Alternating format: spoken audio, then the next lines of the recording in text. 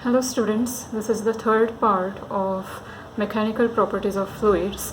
What we are going to learn in today's lecture is measurement of pressure, and in that we are going to see mercury barometer and open tube manometer. Okay, so there are various devices which are used for measurement of pressure. Okay, like Bourdon pressure gauge, diaphragm pressure gauge, U-tube manometer, barometer, and piezometer. Likewise. Okay, so what we are going to see in your 12th is this mercury barometer, okay, and U-tube manometer. Okay, so what is what these devices are used for? These devices are used for pressure measurement, hence they are called as what? Pressure measurement devices, or pressure gauges, or vacuum gauges. Okay, so now we are going to see first, okay, which is nothing but, as you can see over here, okay, measurement of pressure. In that we are going to see your mercury barometer. Okay, so consider this particular diagram. Okay, mercury barometer. Now the word barometer word itself contains what? Bar, which is unit of pressure. Okay, so barometer is a pressure measuring device which is used to measure atmospheric pressure. To measure what? Atmospheric pressure. Then there is this Italian physicist called as what? Torricelli. So he invented this device, that is mercury barometer, in order to calculate what? Atmospheric pressure. So what did he do in this experiment or this particular setup? That he took a glass tube. Okay, he took what? A glass tube. As you can see in this diagram, there is this glass tube. Okay, and he had filled up with that, with what? Mercury. He had filled up that particular glass tube, okay, fully, okay, with what? Mercury. Then he inverted that particular glass tube into this what? Basin of mercury. Okay, this tank of mercury. Then what happened? What did he observe?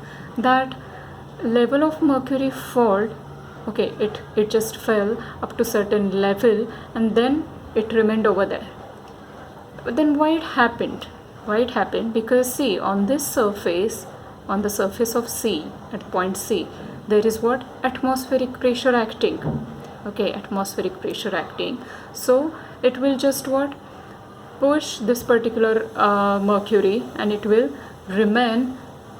Okay, it will remain, and then here the gap which is there at the top of the glass tube, that which is closed, and this, it is called as what? Vacuum, which is also called as what? Torricelli's vacuum.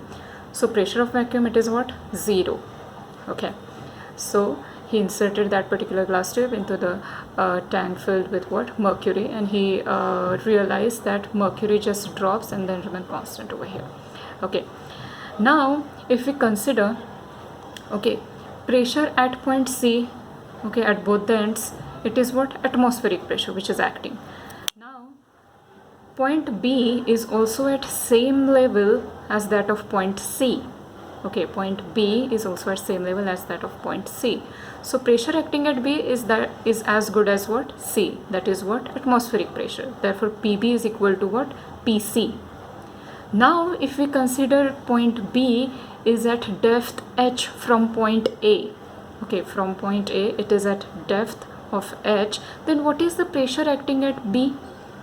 Okay, it is what?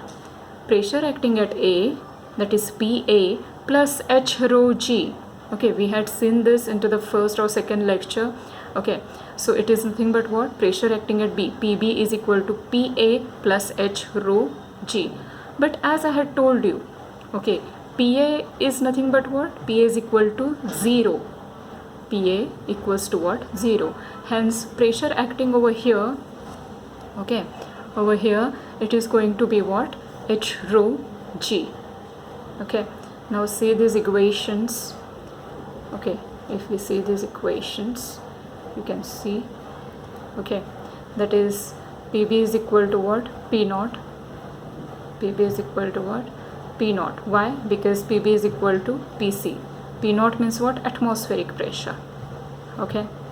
Then if point B is at depth h, then at point A, and due to the density of mercury, we are getting equation as PB is equal to PA plus H rho G. It is the same equation which we had seen earlier. Okay, now what we are getting over here? Okay, PA is what? 0 due to vacuum. Then finally we will be getting PB is equal to P naught, and finally P naught is equal to H rho G. So what does this particular Torricelli's equipment pressure barometer tells us? That this height, okay, this particular height, it is 760 mm. Okay, it is what? 760 mm at sea level. We had seen it. Okay, at sea level it is what? 760 mm of Hg. So the highest pressure at sea level, it is what? 760 mm of Hg. So if you put this device at sea level and measure the pressure, it is going to read what? 760 mm of Hg, which is also called as what? Atmospheric pressure in terms of what? Head of mercury. See, this height is called as what? Head. Okay, so also if we consider, okay, one more pressure,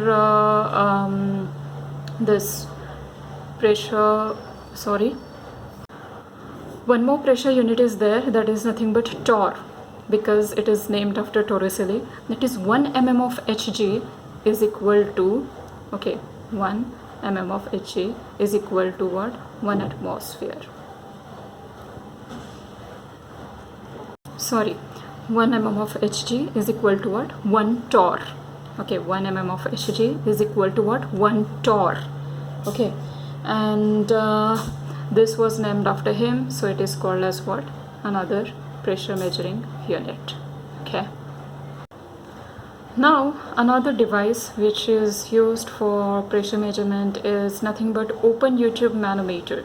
Okay, open U-tube manometer. As you can see, there are two limbs or two legs of this manometer, and it is U-shaped. Okay, one end is open to the atmosphere and other end is connected to the device of which we had to measure pressure. Okay, this device and the pressure acting on it. So this device might be filled with what? Another liquid or another gas, and clearly this has a pressure greater than that of atmospheric pressure, hence we are measuring it. Okay, so how are we going to do that? So see, in this particular manometer, what is happening over here, that this U-tube is already filled with what? A liquid. Okay, a reference liquid, and this particular limb is open to what? Atmosphere. Now this particular fluid in this tank or whatsoever, or pipe, it is going to exert somewhat pressure. Now what will happen because of this? See, this is what? Atmospheric pressure which is acting, and finally this will push this liquid what? Upwards or away. Okay, so there will be what? This difference in height caused. Okay, now pressure at point C is same as that of point B. Okay, pressure at point C, it is same as that of point B. Okay, now what is pressure acting at point B? Okay, clearly remember, okay, pressure acting at point B. Now this point B is submerged in this liquid. Okay, and this particular surface is what? Open to atmosphere. So at A, pressure acting will be what? Atmospheric pressure, that is PA is equal to P naught, plus pressure acting at point B is what? H rho G. Okay, so PA plus H rho G will give us what? Pressure acting at point B, which is same as that of point C. Now as this particular according to the Pascal's law which we had seen, pressure acting at point C is same as that of point D. Okay, so eventually the pressure acting at point D, okay, it will be how much? It will be what? H rho G. Okay, see these equations. Okay, pressure acting at point C is equal to what? That acting at point B. PB is nothing but what? P naught plus H rho G. P naught plus what? H rho G. Okay. And according to the Pascal's principle, as we can see here, okay, P is equal to PC, which is equal to PD, and hence we can finally conclude what? P minus P naught is equal to H rho G. That is, pressure difference is what? H rho G. Okay, so this was all about, okay, these two pressure measurement equipments which we saw just now. Just revise these equations once, okay, and I will cover next topics in the next lecture. See, next time we are going to cover the chapter of surface tension, which was earlier in class 12 separately, but now it is included into this mechanical properties of fluids. So yes, go through it once. Thank you.